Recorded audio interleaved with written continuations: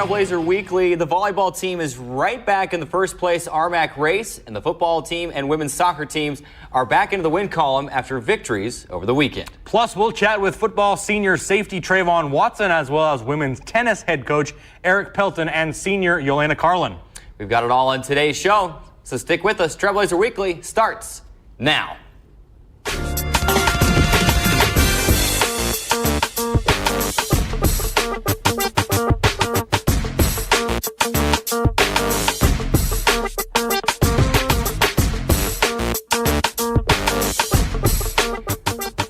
We are live inside the CEC TV studios on the Community Education Channel, Radio Dixie 91.3 FM, and the Dixie State Athletics YouTube page with another edition of Trailblazer Weekly. I'm Carrick Segmiller, and joining me as always is Drayson Ball. Carrick, can you believe it? It's October 17th, and the basketball season is already upon us. Can you believe it? I cannot believe it, actually. And for the first time in my life, I don't know why I feel this way. I just don't know if I'm quite ready for basketball to start. I don't know. I'm really into football. Not that I'm not every year, but really into football and what the football team's doing this year and the fall sports. And I don't know, call it the SID in me, the sports information director in me. I think I'm ready for just to stay in one season. Crossover season scares me just a little bit, but no, it's an exciting thing. And I know you're a big Utah Jazz fan. You got you're getting ready to watch the Jazz play, and they start tonight, and basketball season's upon us. Yeah, I can't believe it either. I'm I'm a huge Jazz fan, and I cannot believe it's already here, and I'm excited for it. And hopefully it's a good season for the Jazz, and here, obviously, the basketball team's here. We got to jump right into our fall recap. We will have plenty of basketball coverage, as just a couple of days ago, the men's and women's basketball teams were able to open their practices. So, we weren't just talking about basketball just for nothing. We will have lots of basketball coverage in the coming weeks and in the coming episodes as we close in on the first couple of weeks in November, and as both the men's and women's basketball teams get set to open their seasons. But it's all about the fall sports now, as they are the ones in season and underway in competition. So let's start our weekend recap, this week with women's soccer. We head to the soccer pitch after dropping 3 consecutive games. The women's soccer team returned to Trailblazer Stadium over the weekend, needing a pair of wins to remain in the hunt for the RMAC tournament, and win it did. This team goes 2-0 for the weekend, winning both games by a combined 7-0 count. 4-0 over Adams State on Friday, and then 3-0 over Fort Lewis on Sunday. As this women's soccer team, 4 different players score goals, Drayson, and like I mentioned, combined 7 goals for this team. We've seen them go off and score goals before, so it was not surprising to see this team do that. But it's exactly what they needed. You talked to Coach Lucy and any of the coaches, really, they're excited about the RMAC tournaments this year, because it's not about necessarily how you were at the start of the regular season, but it's about getting hot at the right time, and this women's soccer team certainly looks like they're on that track. Yeah, and three goals and 4 goals in both games, 3 and 4 in one and the other. Both are really good signs that they're going in the right direction. Obviously, we're known that they can play a very good defense. They have 2 more shutout wins over the weekend. Ironically enough, Carrick, all 8 of their wins this season have been via the shutout. So it's a good chance, obviously, maybe a little stupid to say, if the other team doesn't score against the women's soccer team, they're not going to win. So obviously it's a really good sign where you can see that they're scoring a lot of goals, but also that they're not allowing goals on the defensive end in a 4-0 victory and a 3-0 victory over the weekend. As we mentioned earlier, a great offensive attack led by RMAC Offensive Player of the Week and friend of the show, Whitley Johns. She had a tremendous weekend and was rewarded by being named the RMAC Offensive Player of the Week. So it was a great weekend to kind of bounce back from a tough 3-game skid for the women's soccer team, and they're in a good position right now in the RMAC standings to continue to go forward. And certainly right now they're in the RMAC tournament, conference tournament at the end of the season. And who knows, when you get into that tournament, a lot of things can happen. And if you have a defensive anchored team such as the women's soccer team does, I like their chances going into that tournament at the end of the year. Yeah, I like one of the things you mentioned about this team quickly before we move on to talk about volleyball and football, because I know there's a lot to get to there as well. You mentioned a lot of the shutout victories. It seems kind of like this team, it's either feast or famine. either score a lot of goals or maybe give up a couple of goals and win. As you look at their record through these 13 games of the season, 8-5 overall, 4-5 in RMAC play, no ties. So technically, if you're getting technical and doing the soccer standings the way they should be, it should be 8-5-0 and 4-5-0. But no ties for the Dixie State women's soccer team as they either pour it in or give up a few and drop those games. I like that you mentioned Whitley Johns, RMAC Offensive Player of the Week. Should just throw out exactly what she did. 3 goals total. 2 of them were game-winning goals, and then collected 2 assists in their win. So a very well-deserved award and a great weekend for the women's soccer team. Currently 7th in the RMAC standings right now. On the women's side, the top 8 qualify for the RMAC tournament. Talking with Coach Lucy on and off throughout this last week, he hopes to be able to move up a couple of spots. If you could crawl up to that 4th spot, that would be asking a lot. But if you could crawl up there, you could host 1 game in the RMAC tournament, the quarterfinal, before going to the highest remaining seed. So a lot to look forward to with this women's soccer team. Yeah, if you look forward to the remaining 3 out of the 4 remaining schedules on the schedule against teams below them in the standings. One of them against Pueblo is above them. They have a chance to beat them this weekend, leapfrog them in the standings. So good things going forward for the women's soccer team. Now to volleyball. However, the volleyball team bounced back from a tough home loss with a pair of wins in Colorado over the weekend, including a big win over Colorado Mesa on Friday. They followed that up with a win over Western Colorado, not Western State Colorado, as we fumbled a few times on the broadcast last weekend at the football game. But 2 good wins for the volleyball team. Beat Colorado Mesa 3-1, and then a clean sweep of Western Colorado 3-0. A good way to bounce back from a game in which you lost to MSU Denver, kind of had a sour taste in your mouth. A good thing to go out on the road and get 2 impressive and decisive victories over 2 quality teams in Colorado. What a game and what a trip it was, I should say, because you got both wins, but it started with that win over Colorado Mesa Friday night. And I think a lot of people, I wasn't, but I think some people might have been surprised. I know Colorado Mesa was probably surprised with how that thing started. Dixie State had a double-digit lead in the first set and never looked back. A 25-16, 25-21 through the first 2 sets. They dropped the 3rd set, 25-17, and then roll 25-16 in the 4th set to take the match 3-1. Like we have mentioned, Lauren Gamble broke Dixie State's single match blocks record. She had 11 blocks in that match. Dixie State then pulled to within a game, obviously, of the RMAC lead. Colorado School of Mines dropping a game over the weekend as well. So they're just 1 loss away in that column now. And it was a block party, as Dixie State had 14 total blocks in that game. And Lauren Gamble, she was named Defensive Player of the Week, very deserving. She was tied to 11 of those 14 blocks against Colorado Mesa, and then they just carried it over in a great performance against Western Colorado on Saturday as well. Yeah, you mentioned they're in a great spot in the standings right now. You mentioned Colorado School of Mines lost a game over the weekend. Not to mention, Colorado Mines has to play MSU Denver, a team who came in last weekend, 2 weekends ago, and beat Dixie State. They also have to play Colorado Mesa. 2 tough games going down the stretch. The Trailblazer volleyball team is in a great position to at least finish in 2nd, perhaps maybe jump up into 1st, winning out, get a few lucky games there as well. But I liked what we're seeing so far at this point in the season with the women's volleyball team. Women's volleyball, women's soccer, certainly on the right track at this point in the season. How about another team that is? The football team, and they've been on the right track right from the start. After 2 games on the road, the Trailblazers returned to Trailblazer Stadium on Saturday with an opportunity to pick up its 5th win of the season. And the Dixie State football team, as we teased at the start of the show, did just that. Getting a 17-10 victory over Western Colorado on Saturday. It was not easy, but the Trailblazers were able to find their way back into the win column. A game in which they trailed 7-3 at one point. I mean, it didn't come down to the wire necessarily, so I don't know if you can really call it a comeback victory, but it was a game again where they trailed 7-3, and then they were able to take a 10-7 lead and then get 1 more touchdown and win 17-10. Run game, non-existent in that game. They tried to get it going, but they finished with -1 yards rushing. And as we established on the broadcast Saturday, just the 3rd time that's ever happened in this NCAA Division II era. Both times came against Central Washington in the 2009 season.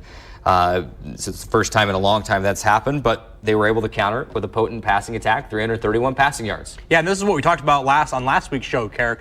We mentioned that this Western Colorado team, they came in winless, 0-6 at the time, but we said you can't overlook this team.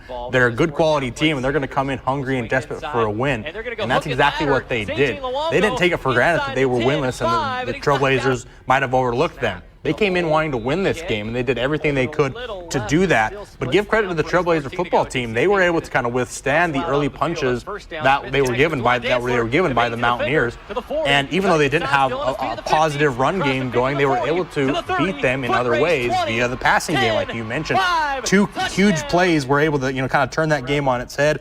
First of all, the 83-yard touchdown pass to DeJuan Dantzler. That one turned the game on its head, I felt like, and you can really feel the momentum in the stadium shift, because at that point it would kind of all been like kind of a mucky game a little bit, not really the cleanest game, but when Dantzler broke that 83-yard touchdown, I think it was one of those momentum changers. And then obviously the 32-yard touchdown pass to Xavier Smith, who took that in for the eventual game-winning score. So let's look at it this way. I mean, obviously it was a good win. It was a good quality win. It was a team you should have beat, but you got a good test from them, and that could be a good thing going forward, especially with a quality opponent in Chadron State this weekend. It's been interesting to see over the last couple of years. That was the third all-time meeting between Dixie State and Western Colorado, and all three of them have ended 7 points or less. I should say 8 points or less. 28-20 in 2016, 15-12 in 2017, and then 17-10 on Saturday. The way the schedule has fallen all three of these years now is it's been Chadron State next. The first 2 years, 2016 and 2017, have been kind of blowout wins for Dixie State, one in Chadron in 16, and then back at Trailblazer Stadium last year. It'll be interesting what things have in store for this coming Saturday, and a tough Chadron State team that had a bye last week. We'll talk a little bit more about that later in the show. It'll be interesting to see if that trend continues. Dixie State really challenged against Western State, and then they're able to go back to the film and look at some things and fix some things, and then they put it all together and hopefully have another explosive performance again against Chadron on Saturday. But we'll look forward to that a little bit later in the show. 0 turnovers in the game against Western Colorado. Awesome key for the Trailblazer football team. Plus 8 turnover margin. Yep, for the season. Second best in the RMAC. But let's head to the golf course now, as the men's golf team hosted the Dixie State Holiday Inn Fall Regional Preview on Monday and Tuesday at the Ledges Golf Club. That's a mouthful, Carrick. But what's not a mouthful is a second place finish. That's what the Trailblazers, the men's golf team, were able to do at the regional preview, and they really played well, especially on the second day. They moved up 3 spots in the final round of that tournament on Tuesday. It was really a tremendous showing from everyone on the men's golf team, and obviously a second place finish is worthy enough to say, hey, we played really well in that tournament. Yeah, Nicholas Brett had a pretty good tournament. His first top 10 finish of the tournament. He goes tied for 9th, 4 under. Dixie State was able to move up 3 spots during their final round. The second day, delayed due to darkness. They had a frost delay early Monday. Then they weren't able to finish the first round Monday, finish that Tuesday, and then they moved up 3 spots in that final round. They did break a couple of team records in that second day in the overall finish. The Trailblazers finished tied for, they entered the final round tied for 6th place. They're breaking the 2 NCAA era program records to vault to that second place finish. The first record was the 18-hole scoring mark of, they broke previously was 275 for the team. They break it by 3 strokes, get to 272. And then the second record was the 2-round total of 562 strokes. They eclipsed, that was the new record. They eclipsed the previous record of 563. Had it in my notes. They just were kind of jumbled around here. Had to pull those out. So 2 records for the men's golf team. They have not won an event yet, but I've seen some promising things here in the fall that as they wrap up their fall schedule and then head into the championship season in the spring, I have no reason to not be really hopeful for this men's golf team to continue just like they did in the Pac West and compete for an RMAC championship right away. You have to be hopeful with a second place finish in a regional preview to which you're going to host the actual main tournament in the spring. So now you've got a good kind of establishment under your shoes. That's what you can strive for. And then who knows, maybe you even sneak up to the first place spot.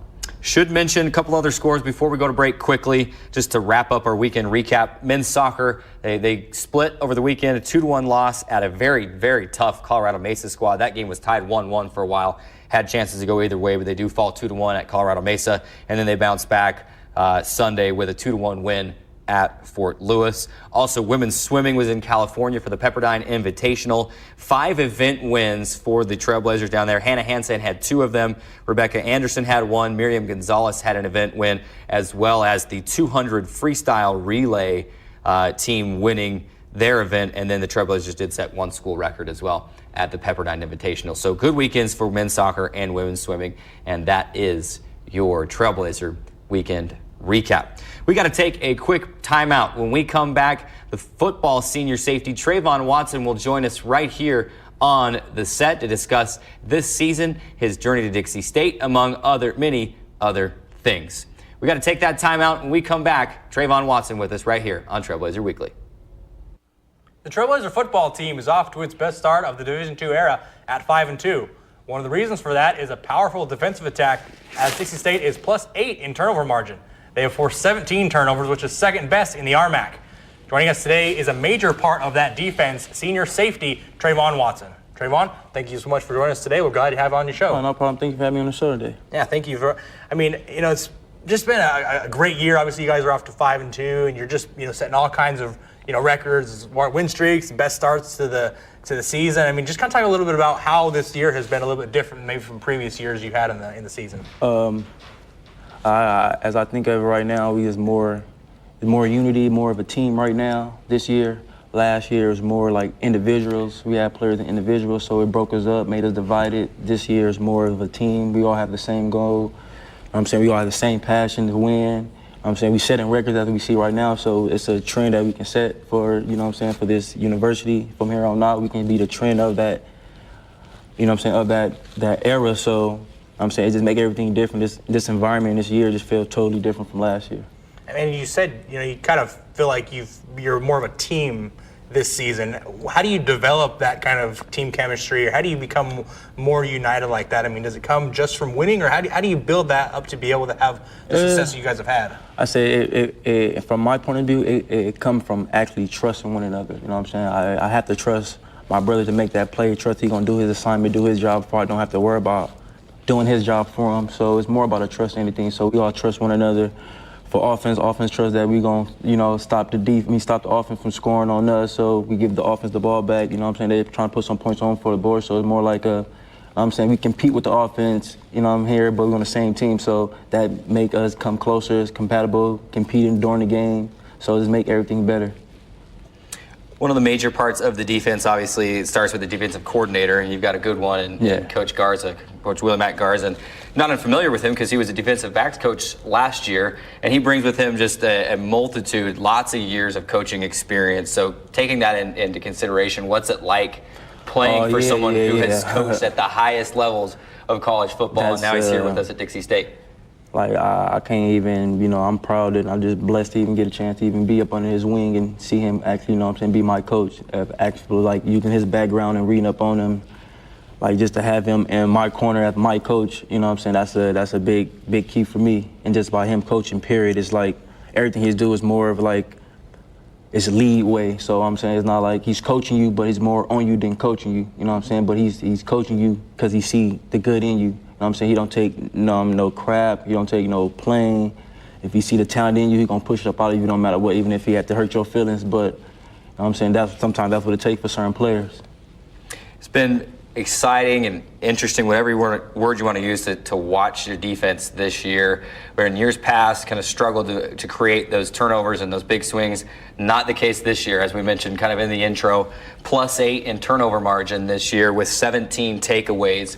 How much of an emphasis was that going into the year this year, saying, hey guys, we've got to make some big plays defensively? Oh yeah, we went in before the season, as in spring, we talked about just turnovers. Turnovers is the big margin for this year, so that was key for us as a defense to get turnovers. So if we get turnovers and stop the offense from scoring 9 out of 10, we have the chance to win the game just by defense, just by limiting them to scoring abilities. So if we take away the ball from them and don't score and score when we get the chance on defense, you know what I'm saying, basically we'll win the game just by off defense. So that's our mentality as our defense here, is to take the ball away and trying to score too without even having put in the offense hands, just because we defensive players. Going along those same lines, as far as turnovers, last year you led the team 4 interceptions and 2 fumble recoveries. This year, similarly, you're also leading the team in interceptions. And, you know, Carrick and I do the broadcasts, and it seems like every other play, whether it be a pass breakup or a tackle for loss, or, you know what I mean? I feel like we're always calling your name. How have you been kind of an anchor of that defense? Again, 2 seasons you've been leading in interceptions. How have you been able to be an anchor of that defense? Man, I'm just blessed to be in the right position. You know, Coach put me in the right position to make the plays. So I can't, you know, can't take all the credit. You know what I'm saying? The coach put me in the right place. I got my teammates, you know, giving that pressure. So I can't come up to make a play in the backfield, defending the pass or so, or coming up to make an extra tackle while I'm in a run fit. So it's just like, it's hard to explain. It's just like I have a nose for the ball, so when I see the ball, I just go get it. So I'm curious, you know, when you're, obviously you play safety, so obviously you have a game plan going in. Do you have a lot of focus on maybe their main guy, their wide receiver, their deep threat? Do you go into a game knowing, hey, this is the guy we can't let get loose on us or have a big game, or is it more of like, hey, let's prevent all like how's that you going? We go in with a game plan. Let's talk about like who is the receiver, the threats, who I have to watch out for, and things like that. But I believe in my defensive backcourt no matter what. You know what I'm saying? I trust them on the island by themselves, but I know just when it's one-on-one, we're going to be able to make that play regardless. So I don't put too much concern on our group specifically, but I just know when it's time to go to war, we go to war. We make mistakes, but at the end of the day, you know what I'm saying, I always depend on my group no matter what. We're here on Trailblazer Weekly. We've got football senior safety Travon Watson with us on the show. And Travon, let's dive a little deeper. Let's talk a little bit more about you. I want to get to know you. And, you know, obviously you're seniors, your second year here at Dixie State, playing on the field. Let's go back. I want you to go back, and I want to ask you, have you always played defense, or, you know, through high school and youth ball, did you play on the offensive side of the ball as well? Like, where did and when did you play offensively as well? Well, technically all my life I actually played offense. I played quarterback all my life. Okay. So I didn't really start playing defense, until my junior year of high school. So I actually always played offense no matter what. You know what I'm saying? Offense was the gig for me, but I just had to go the opposite way. Yeah. You miss playing offense a little bit and, you know, slinging that ball? Yeah, I miss slinging that ball. Yeah, I do miss it. I ain't gonna lie. I miss it. Defense is better for me. I feel like it's better. It was better for me. I could have went the long way doing this than actually playing quarterback or offense, period. And offense, for me, as I say now, is more soft to me. You know what I'm saying? I'm a defender, so I like to hit people, you know, beat people up in the pads. Offense, I couldn't do that so much. I get myself beat up, so now it's just the tables is turned, so I love that. Yeah, you kind of answered this next question leading right into that. So having said that, what's your favorite part about playing safety? Oh, the playing hitting. Back there. Yeah, hitting. Like when I can get a chance to actually come up and hit somebody. Because really, last year I didn't get that much chance. I was really just more of the high safety, playing high, throwing the ball, lurking for the ball. So now, as I come down to being more in the box, I can actually get a chance to put these pads on people like I can and know I can, and other people see I can. How much more does it make you think about where you're hitting players now with kind of the new targeting? Well, they're not new now, but the newer, more emphasized targeting rules, and you know, or are you just going in and just trying to make a hit on somebody? I actually play smart. You know what I'm saying? I don't play to hurt nobody or hurt myself. I actually been coached the right way. I actually make a tackle the right way and keep my head out of it. You know, hog tackle roll, and things like that, like the professional doing right now. So it's always as a safety for myself and for the next player I'm hitting against, not to, you know, damage anybody or damage myself more. First of all, more importantly, myself when I'm actually making a contact like that, because it's very forceful. So more protect myself, and, you know, when I'm going in there hitting like that. Kind of back to this team now as well. We were talking a little bit about it before we started the interview here during the break. You know, there have been a few kind of guys getting dinged up on the defensive backs in the secondary this year. You know, some key cogs at cornerback going out. And what does that do to you, like guys like you and Mike Jones back there at safety, knowing that, hey, I've got to step my game up and play that much better so we can stop the other team's pass defense and what they're trying to do. That honestly, that put it put some type of stress on us, like me and Mike a lot, but not too much, because at the end of the day, like I said once before, I depend on my corners. You know what I'm saying? Like in the day, the next man have to step up no matter what the situation. So, we got Mike, you got Jalen out right now, so the next corner have to step up. You know what I'm saying? No matter what, it's just like it's life. The next man out, the next man in. So you always got to be ready no matter what. Whenever your number's being called, that's why we always practice to get better, always rotate. I had different rotate players just to get that feeling with the ones, the twos, just to get a feeling, because you never know what might happen. Looking forward, Trevon. We got, Chadron is coming up this weekend, big game up there in Chadron.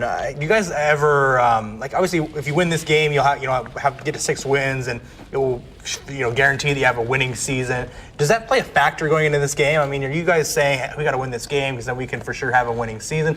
Does that play a part, or is it more just like this game is just like any other game? Here's our game plan. We got to go in next. Yeah, this game, we look at this game like any other game. We take it, one week at a time, one game at a time. You know what I'm saying? That's how we got to look at it every week, no matter what week, no matter who we facing. We got to look at ourselves and want to know this week, no matter what. Like Coach Shea McClure say always, want to know this week, no matter what. Talking with Trayvon Watson, Dixie State football senior safety. Wanted to get a couple of quick hitter, more a little lightweight, quick hitter questions here. So obviously, big NFL fan, I take it. Oh yeah. Who's your favorite team? Oh, Pittsburgh Steelers. Yeah, Pittsburgh Steelers. Le'Veon Bell fan. What's your thoughts about Le'Veon Bell right now? It's a business, so you know what I'm saying. I'm not even getting to that side. Just a business, right. But he be back after this bye week. He be back home. You know what I'm saying? Because he actually at home, actually seeing them numbers that James Conner doing. So he actually what I'm saying. It's like now it's like it's a battle now. So let me get off this. Let me get back up there to business. All right. So favorite team Steeler, favorite player in the NFL. But technically, I don't have a favorite player. I'm just more of a mixture when it comes to me as playing that safe position. So I said my top 5 safeties I would go was like Sean Taylor, rest in peace right now, Redskins, Troy Polamalu, Eric Reed, Eric Berry. I'm saying more of I like Bob Sanders, I like Brian Dawkins, you know what I'm saying? A mixture of them two for the 5th one for me. You got a lot of guys. These is all combinations just put together. Any one of those guys you maybe model your game after? Model my game after forcefully as going to be a ball hawk, I say Ed Reed, ball hawk wise, and more of coming down making hits is the Troy Polamalu, Sean Taylor area. One more quick hitter thing before we wrap up. We're running out of time here on the segment, but we know now that you played a little quarterback in high school and like to sling it around. Would you rather throw a touchdown pass or get a pick 6? Oh, pick 6, yeah. That was too easy. Yeah, that's too easy right there. That's too easy. I'm bad at this. Would you that's too easy. We got to let Drayson ask the question from now on. Anyway, Trayvon, we appreciate you taking time in your busy schedule to come and hang out with us, and we want to get you going, get you off to practice, and be able to do those things. But it's been fun to watch you these last couple of years, and really excited about what you guys have been able to do out in the field this year. And 4 games left. We'll be watching closely. Oh yeah, appreciate you having me on the show today. Thanks so much, Trayvon. No problem. Thank you. We got to run to our next break. When we come back, women's tennis head coach Eric Phelton, as well as senior player Yelena Carlin, will join us on the set right here on Trailblazer Weekly. Don't you dare touch that dial. There's a lot more coming at you right here on the show. Trailblazer Weekly marches on this fine Wednesday afternoon, and today we're excited to have women's tennis head coach Eric Phelton and senior Yelena Carlin join us inside the CEC TV studios. The fall portion of the tennis schedule might be over, but we're ready to talk some tennis. So thank you both for being here on the set and join us. Do you like our new set? Do you like what we've done with the place? A little different than the last time you were in here, Coach. Yeah, it's nice. Definitely a good look. Got some good memorabilia. So it's good. We have fun here on the show, but certainly one of our most favorite parts of the show is having players and coaches on and getting to know you a little bit better. So that's what we aim to do here. So we appreciate you taking time in your busy schedule. As we mentioned, let's just dive right into it. Fall schedule, as far as competition is concerned, already in the books. Had planned on playing 3 matches. Some weather blew through the Grand Junction area. That got cut. You were scrambling, swapping some stuff. At least you get 2 matches and you go 2-0 in Colorado. Why don't you just recap that trip for us and just kind of how hectic it was to get those other matches lined up, and then on top of it all, you do go 2-0, you get both wins. Yeah, so I mean, yeah, it was a little bit of a scramble at the end there, but you know, we wanted to get some fall play in. I mean, it's important for the girls to get some of those matches in, get some experience, especially for the new ones coming in. But so we were able to still kind of work it out. So we got out there, played a great match against Colorado Mesa. I mean, it was a tough one. It came down to the wire. It came down to the last number 3 singles. I mean, it was tied up, three points each. You know, third singles, third set. We were actually down a match point at one point, so we were 1 point away from losing the whole thing.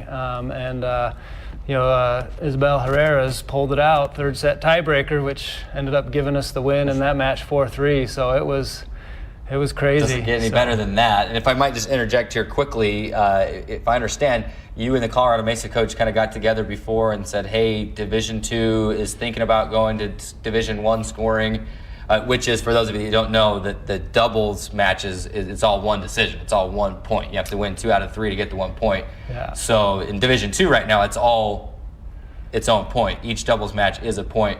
How did that come up? How did that conversation come about to say, hey, let's play by these scoring rules instead?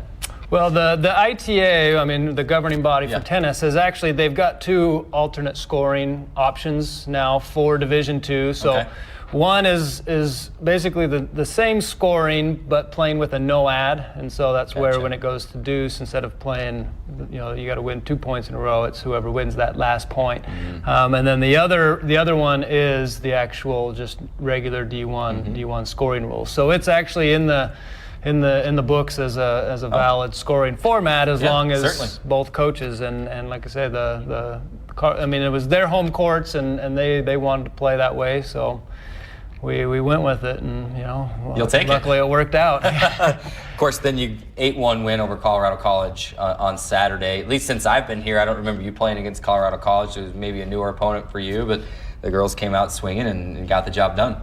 Yeah, that was I think the first time we've ever played them. And so it was a good match. They played really well. That one we ended up being indoors just because it did rain, and so.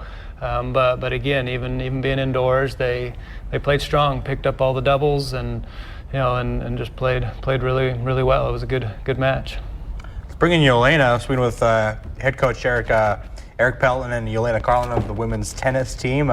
Yelena, Eric mentioned earlier, you got 5 new members of the team this year, and sometimes kind of can be hard to adjust to it, kind of a new team. But talk a little bit about what makes this team special and unique, even with bringing in 5 new players. Well, we do have 2 players that are from international. They're out of the country. Isabel's from Saipan, and then we have Julie, who's from Argentina, and they kind of bring in different kind of energy, different, ideas, points of view. So it kind of makes it a little bit more fun than it was, last year, who most of the girls were from either here or up north from Salt Lake. So it just makes practice more fun, more entertaining, kind of, especially from Julie's point of view, where her second language is English. She speaks Spanish, so kind of translating during practice it's funny sometimes, and it's fun. And not only that, tennis is, it's an individual sport, right? But in college, you obviously have to play as a team as well. You're scored as a team, you know what I mean? So how does it kind of aid you to be able to, compete as a team? And then how does that kind of build chemistry and that sort of, obviously it's an individual team or individual scoring, but you got to have as a team win as well. How does that kind of affect team chemistry? Well, it's actually been, I thought it would, we'd have a little bit of trouble kind of, with having different ideas, but we've made sure to kind of bond as a team outside of practice, just to make sure that when we're practicing that we kind of, support each other and cheer each other on, and we're all kind of on the same page on our goals of what we want to do during this season. So most of our bonding and, communication is outside of practice and making sure we're, united as a team. You mentioned, the goals that you've set, Yelena, and we'll just stay here with you. It's your senior year. I don't have to tell you that. You know that. Yeah. You've moved up to number 1 singles, at least these first 2 matches of the fall. I'm sure that's a big responsibility for you. But what are some of those goals that you set for yourself coming in to this season and this last opportunity to play collegiate tennis? Well, I've kind of set the bar high. I really want to go undefeated this season and see what I can do with that. And all I can really do is just put in my best and do all that I can do just to reach that goal, and also have fun and enjoy my last year playing. So. Coach, we've gotten Yelena's perspective on it. I'm going to ask you kind of one of the same questions. With obviously as a coach, that's something that you have to deal with year in and year out. Players leaving, new players coming. How has this year's team gelled? Have they come together pretty quick? What's in your point of view? What makes this team a little special and unique, maybe against some of the other teams you've coached? They have. They've just from the past. Watching them, they've really kind of come together a lot quicker than most. We have had a lot of teams, a lot of teams where it is a little more of a process. But pretty much from the beginning, they're running off to do stuff after practice and being involved, and they really have more of a genuine sense of and it's hard because they're competitive in the sense that they're fighting for positions, but then they're also supporting each other, and so it's a hard balance. But this year they really have shown a lot of support and really kind of gone out of their way to be involved with each other and kind of build that team unity, which is kind of different for tennis. It's typically individualized, but again, in order for us to win, it takes all of them. So they got to support each other. Take us inside kind of this women's tennis team and maybe a daily experience at this women's tennis practice. Let us in on some of the secrets here. Who's the I don't want to say troublemaker, but who's the one that keeps things light? And maybe who are some of the ones that are a little bit more serious? Who does the team turn to when you need some comedic relief? I don't know. That's probably Taylor, right? Yeah.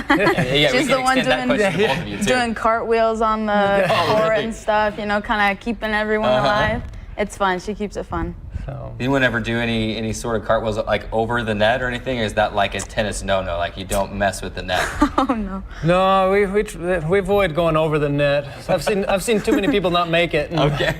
And then we have to visit the trainer, so we avoid those fun ones. No, but they're a good group of girls. They all kind of interject in their own way and really like to have a good time, and so. We work hard when it's time to work hard, and they're pretty good at having fun, enjoying themselves. Give us an update on the new courts going in on the west side over at the west side of Innovation Plaza, formerly East Elementary. For those who may not recognize the Innovation Plaza name yet, bring us up to speed on what's going on over there and the progress that we're seeing. Yeah, I haven't been there in a while. No, just kidding. I probably drive by every day. There might be something going on over there. I don't know. No, so they've got the concrete poured on all 6 of the courts. So the concrete's in, the cement, the posts, the fence posts are up.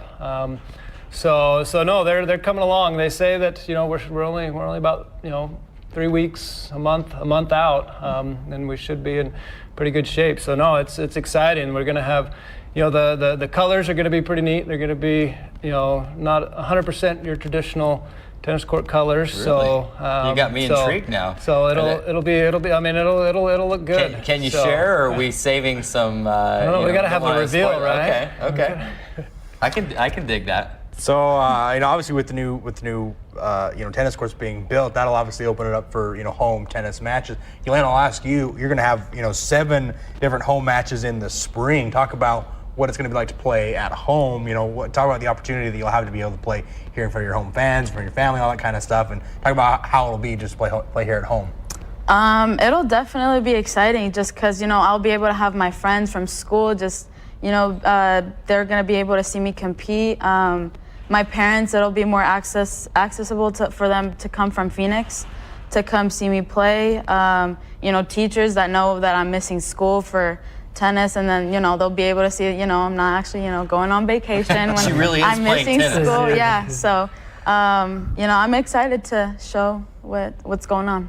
I think we ask every one of our student athletes that come on the show. We always, obviously, you said you're from Arizona. We always ask, why did you pick Dixie? Kind of what made you come to Dixie? What was made it so intriguing to come and want to play collegiately here? School. I did I'm majoring in exercise science, so I did look into the program, and it was a very successful program. I talked to some of the students that have graduated from Dixie, and they also were in the exercise science program. And the class sizes, they said, were very manageable. The teachers in that major were very helpful and very supportive, and they were always able to help the students out whenever they could. So I really liked that. And then talking to Coach, he seemed like he knew what he was doing, and he does. So I'm very happy about where I picked. Good. And he explained his philosophy and coaching and how he goes about things, and I really felt comfortable talking to him and making sure that he would help me grow as a player. So that's why I decided to come here. A couple rapid fire questions for you here, Yelena, as we get wrapped up here on the segment. The time goes so quickly once we get you out here. We could probably have a couple different segments, but wanted to ask you, what's your favorite part about tennis? I know that's probably, you can't just answer that in a sentence or two, but what is it, through your life that's kept you coming back day after day, after those tough days where you have the tough individual workouts or tough match? What keeps you coming back to the game? What do you love about it so much? That you're in control, you're in control to either work hard, let the match go, keep going, and just keep fighting for every single point. Every single point counts, and that's what motivates me. Do you have a favorite player that you like to watch, you kind of model your game after? I love watching Novak Djokovic. Yes, he's a good one. One more for you here. Do you have a favorite place to play? Is there a favorite venue that you've played in, or maybe one that you would like to play in someday? Ooh, we played by Newport Beach one time, and you can feel the breeze from the ocean, and that was really neat to play there. Have you ever played on, and maybe I'm showing my lack of knowledge in tennis here, but have you ever played, or playing on dirt courts or grass courts, clay? Oh. Is that like clay? Sorry. Yeah, that's right. See, I told you. Is that common around here? Is that just that you see it like there's certain big tournaments? Have you ever played on a grass or clay before? I played on clay. I definitely prefer clay than grass. Grass, the ball just doesn't bounce. Okay. And clay, I don't really like it too much. Sliding is really scary for me. I don't enjoy it too much. Do you have to wear special shoes for playing, like little spikes, maybe like cleats? Or No spikes, because when you play on the clay, you actually you use the clay to slide, and so it's kind of preference. Okay. So you want to be able to have you that. want to be able to slide and not just fall on your face. That'd be a good thing. Well, thank you both so much for stopping by and for hanging out with us for a little while. Like I said, the time goes so fast, so we kind of wrap up here. But we're looking forward to, honestly, the home matches this year. We have so many other things going on during the spring that it's like, man, I wish that tennis was here at home as well, and to be able to have the opportunity to have that many home matches. We can maybe even talk these folks here at CEC into coming and covering a match or two as well, and getting some video highlights as well. So that'll be a wonderful opportunity, and we're looking forward to another great season. So thank you. All right. Thank you. guys. We got to take our final timeout of the show. When we come back, we'll look ahead for a weekend preview and put a bow on the show. A big thanks to Coach Phelton and to Yelena for stopping by on the show today. Final timeout and back on Trailblazer Weekly. Another show is almost in the books, and you know what that means. It's time to put a bow on today's show with a look ahead for a weekend preview, starting with football. Football heads to Nebraska to battle Shattern State on Saturday at noon. Carrick, we talked about this earlier in the show, coming off a big win over Western Colorado, 17-10 victory there. They go on the road now to Nebraska, play Shattern State. A big matchup, an important matchup. Not only for, obviously to clinch a winning season. If you get to 6 wins, that'll guarantee that you have a winning season.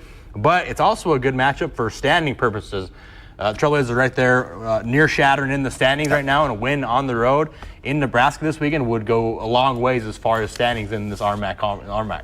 Oh, there's no question. And like we mentioned, this game, each game, Coach Shane McClure preaches this, and that's kind of the football thing, and it's been his theme over the 3 years that he's been the head coach now, is that it's all about the current week that you're in. You're never looking ahead to a current opponent. So you could say that one game compared against another is not any bigger than the other. This game, in my opinion, and this is just Carrick's opinion here, is probably the biggest game of the season to this point. A couple weeks ago, you had a chance to go play number 2 Grand Valley State in Michigan, and that was fun, but that didn't do anything, didn't have any effect on the conference standings. Right now, you're 5-1, and you're still within striking distance of that conference championship, to be able to make some noise that way. And Chadron State is a very, very good football team. Dixie State 5-1 in the RMAC right now, tied with CSU Pueblo for second in the RMAC. Chadron State right below at 4-2 overall, 4-2 in the RMAC. You've got to win this game if you want to accomplish some of the bigger goals that you have in mind than just getting to 6 or 7 wins, getting that winning season. That was 2016. They never had a winning season before, and so we were thrilled to have that 6-5 season. You want to take more steps forward, and this Chadron State game is a huge game as far as that is concerned. And one big factor is that Chadron State's coming off a bye. That can go either way. That can sometimes come back to bite you, because then you've been sitting around. You're not been sitting around. You're practicing, but you didn't have that game on Saturday to kind of stay on the edge of your seat, to stay on your A game. Or it can help you because maybe you got some guys that are dinged up and you needed the rest. Chadron State chose not to use their rolling bye for a non-conference game, so they had a bye last week, and we'll see if they seem more well rested than Dixie State. It's a long trip out to Chadron, kind of like going to South Dakota. Again, it's just a couple hours away from where they were in Spearfish a couple of weeks ago as well. So this is a huge game. I know what I'm going to be doing Saturday afternoon starting at noon. I'm going to be, first of all, running the social media account for the tweets and for Dixie State football, but I'm going to have my eyes glued to the phone or computer screen, however I'm watching, following along with that game. And like you mentioned, Carrick, this is an important game in many aspects, but maybe more importantly, is you have to win this game in order to try to get to 7 or 8 wins, or maybe even 9 wins. Obviously you have to win out to get to 9 wins, but you got to win this game in order to get to that kind of plateau that you want to get to. You mentioned in 2016, that was the first season that they had recorded a winning season in the Division II era. And let's hope that they're not content with just getting to a winning season. Let's hope that they're hungry and eager to get to 7 wins, to get to 8 wins, maybe even get to 9 wins. You got a lot of games where you could potentially see winning 2 or 3 of these games, or for the 4 remaining games. And if you do that, you could secure yourself a very high spot in the RMAC standings. And that can only just propel your program going forward. You're going to get better recruits. You're going to get better players that want to come play for you, because you've established yourself as a winning program, and players want to play for a winning program. But you got to do this against Chadron State, and you have to be able to win games on the road, because even if you have, in a schedule like this season, it's kind of unique because we have only 5 home games. But on another schedule, when you have 6 home games, if you win all your home games, you're just going to be 6-5. You have to be able to go onto the road and win games like this against quality opponents in Chadron State. We obviously beat Black Hills State a few weeks ago on the road, and that was a good quality win against a good team.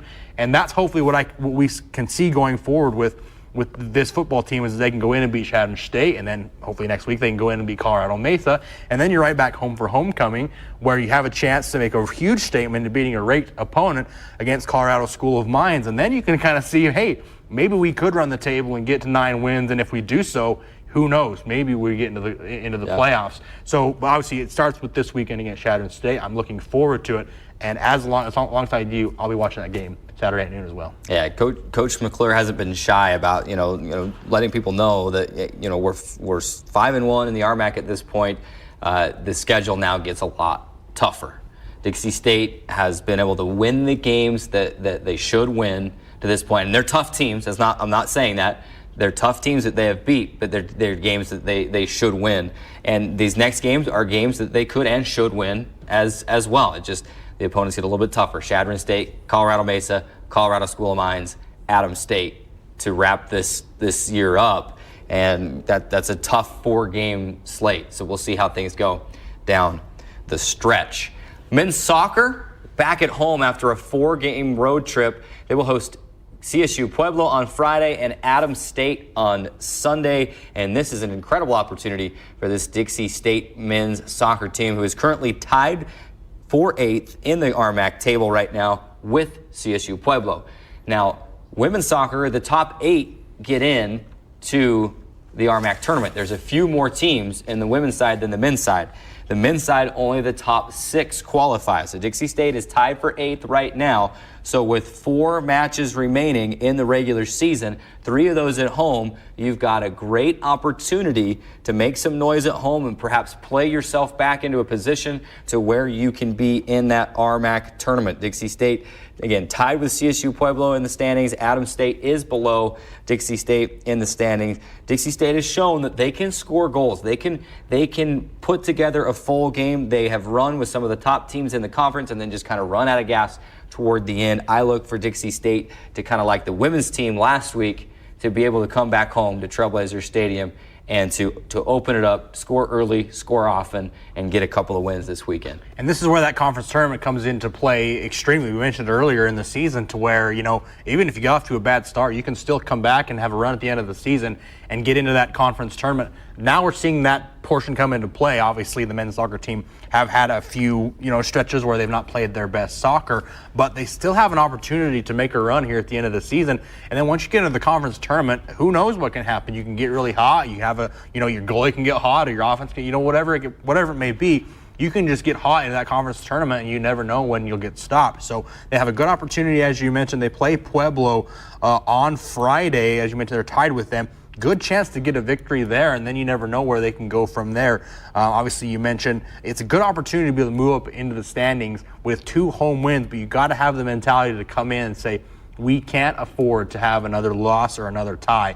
We have to get a result, a winning result at that, going forward in the rest of the season to finish out the last few games in this season. And if you do that, and hopefully you have a few things happen in front of you, you could get into the conference tournament. And if you do that, good things can happen, because you never know what can happen in those tournaments. Some good stuff coming up this weekend for the football and men's soccer team. The men's soccer games, should know, are the only home events this weekend. Women's soccer back out onto the road. Volleyball team, couple more road matches before coming back for a crucial 3 matches at home to end the season. Volleyball will be at CSU Pueblo Friday night, and then off to New Mexico Saturday night, to New Mexico Highlands Saturday night. So good stuff coming up. Remember, if you want to follow along with these games, you follow along, live video, live stat links, the whole gamut is there at DixieStateAthletics.com. Also stay tuned to our Twitter account at Dixie Athletics for all the updates during all the matches. So we're looking forward to some good stuff this weekend.